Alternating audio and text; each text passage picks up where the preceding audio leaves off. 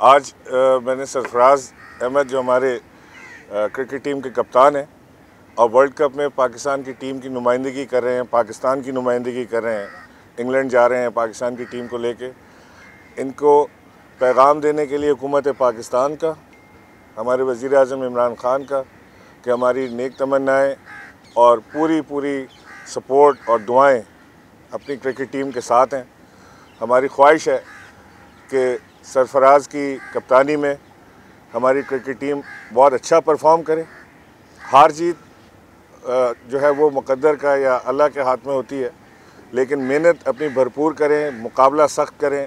और हमारी तो ये तमन्ना है कि इस मुल्क में दोबारा वर्ल्ड कप जो है वो फिर से पाकिस्तान आए और सरफराज उसकी ट्रॉफ़ी को लेकर पाकिस्तान आए। मैं शुक्रिया अदा करना चाहूँगा गवर्नर साहब का कि उन्होंने मुझे यहाँ पे इनवाइट किया, और हुकूमत पाकिस्तान का कि बहुत सारी दुआएं दी हैं पाकिस्तान टीम को। और सर आपका बहुत बहुत शुक्रिया, थैंक यू सो मच। और जैसा कि आपने बोला कि हार जीत जो है वो खेल का हिस्सा है, और इंशाल्लाह हम पूरी कोशिश करेंगे कि वर्ल्ड कप में पाकिस्तान टीम के लिए अच्छा परफॉर्म करें। 18वीं तरमीम किसी तरह भी वज़ीर आज़म को अपने किसी सूबे में, किसी शहर में, किसी कस्बे में काम करने से नहीं रोक सकती, ना रोकती है और ना किसी हुकूमत को ये रोकना चाहिए, क्योंकि तरक्याती काम है। इससे आम आवाम की ज़िंदगी में फ़ायदा होगा, उनको उनकी ज़िंदगी बेहतर होने के इम्कानात इसमें होते हैं। इसमें किसी ख़ास मखसूस जमात के लिए या किसी मखसूस तबके के लिए नहीं होता। ट्रांसपोर्ट प्रोजेक्ट है तो उसके अंदर हर कोई ही जाएगा, उसके अंदर सिर्फ हुक्मरान जमात के लोग तो नहीं जाएंगे। तो लिहाजा मैं समझता हूँ कि बजाय रोड़े अटकाने के उसमें हेल्प करनी चाहिए। और मेरी आज भी तवक्को ये है कि वो न सिर्फ ये कि रोड़े नहीं अटकाएंगे बल्कि हेल्प करेंगे। बाकी चीज़ मैं ये आपको बता दूं साथ साथ कि जो फेडरल फंडेड प्रोजेक्ट्स हैं उनका कोई पैसा सिंध हुकूमत को नहीं दिया जाएगा। वो वफाक ख़ुद खर्च करेगा जैसे करना चाहे, और मंसूबे जो हैं वो यहाँ पे इम्प्लीमेंट ज़रूर होंगे। उनको मंसूबों को भी कोई नहीं रोक सकता, इसलिए कि वज़ीर आज़म इमरान ख़ान पाकिस्तान के वज़ीर आज़म है, इस्लामाबाद के वज़ीर आज़म नहीं है। जो हुकूमत इस वक्त हमें मिली है, जो मुल्क के ख़जाने के हालात से हमें मिले हैं, वो इस वक्त मुल्क तकरीबन जब हमने हुकूमत ली है तो दिवालिया हो चुका था। बग़ैर IMF के, बग़ैर वर्ल्ड बैंक के, बग़ैर एक पैसा कर्ज़ा लिए, बैरूनी कर्ज़ा एक पैसे का हुकूमत ने नहीं लिया। किस्तें भी पे की हैं, सूद उतारा है, और उसके बाद पाकिस्तान के ख़जाने में पैसे भी जमा किए। सऊदी हुकूमत ने मदद के लिए सामने आई, चाइनीज़ हुकूमत मदद के लिए सामने आई, मलेशियन हुकूमत आपके साथ खड़ी है, आपके साथ इस वक्त दुनिया खड़ी है, सारी दुनिया पाकिस्तान को देख रही है। तो एक पॉजिटिव इमेज पाकिस्तान का जा रहा है दुनिया में। अब हम IMF से अपने टर्म पे बात कर रहे हैं इस वक्त कि हमारे टर्म्स क्या हैं। पहले IMF अपने टर्म्स डिक्टेट करता था, लेकिन अब पाकिस्तान अल्हम्दुलिल्लाह 9 महीने में ऐसी पोजीशन पे पहुंच गया है कि जहां पे पाकिस्तान अपने टर्म्स से बात कर रहा है। तो इंशाअल्लाह अल्लाह ने चाहा तो कम से कम कर्जे में, और जो आप बिलों की बात कर रहे हैं, वो उस वक्त मामलात ये थे कि दो चीज़ों को बिल्कुल डिफरेंट कर लें। उस वक्त मामलात ये थे कि जो हुक्मरान थे वो आपके जो हक़ के पैसे थे उन्हें अपनी जायदादें बनाने पे सर्व कर रहे थे, पाकिस्तान से बाहर ले जा रहे थे, बच्चों के नाम पे बन रही थी। आपके सामने सारे केसेस हैं जो इन सारों ने एक दूसरे पे किए। बाय द वे ये भी याद कर लें कि इस हुकूमत ने अब तक कोई एक केस भी किसी पर रजिस्टर नहीं किया। ये पुराने केसेस हैं जो चल रहे हैं। हमने सिर्फ इदारों को ताकत दी है।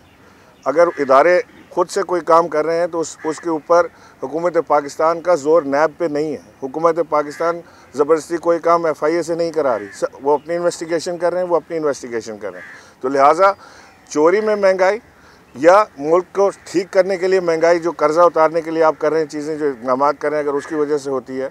डॉलर को ज़बरदस्ती पकड़ के रोका हुआ था, और जो डॉलर के जो हालात हुए रिज़र्व के, जिसकी वजह से पैसा मार्केट में पंप किया गया था, उधार लेके, महंगे कर्जे लेके पैसा मार्केट में डाला गया था कि डॉलर नीचे रहे, वो उस सारे की रिपरकशंस अब आपको नज़र आ रही है साहब। सिंध हुकूमत को जो पैसे मिले थे वो खर्च हो गए सारे, अभी तक सारे पैसे पड़े हैं, खर्च नहीं हुए।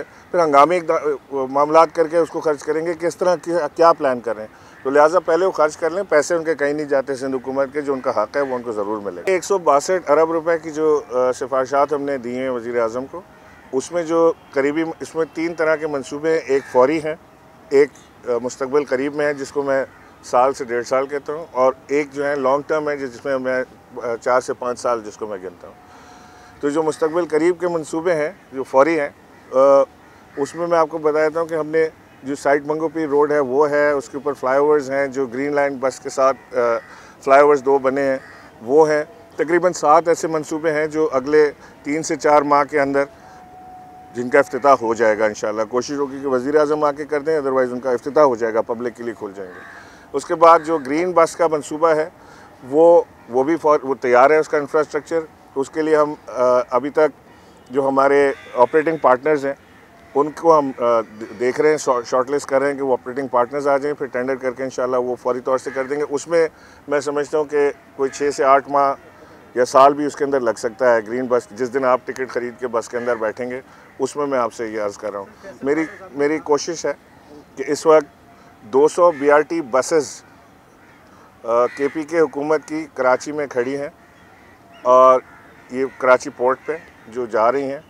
मैं 12 तारीख को वज़ीर आज़म से मिलूँगा, तो मैं उनसे गुजारिश ये करूँगा कि अगर मुमकिन हो, मुझे नहीं पता कि इसकी कानूनी इम्प्लिकेशन या कॉम्प्लिकेशंस क्या हैं, मैं अभी कोशिश कर रहा हूँ कि उसको सॉर्ट आउट कर लूँ कि अगर मुमकिन हो तो 25 बसें इसमें से हमें उधार दे दें, तो हम यहाँ पे ग्रीन लाइन को फौरी तौर से ऑन करते हैं और जो हमारी ग्रीन लाइन की बसें आएंगी तो वो मैं रिप्लेस फिर KPK गवर्नमेंट को दे दूँगा।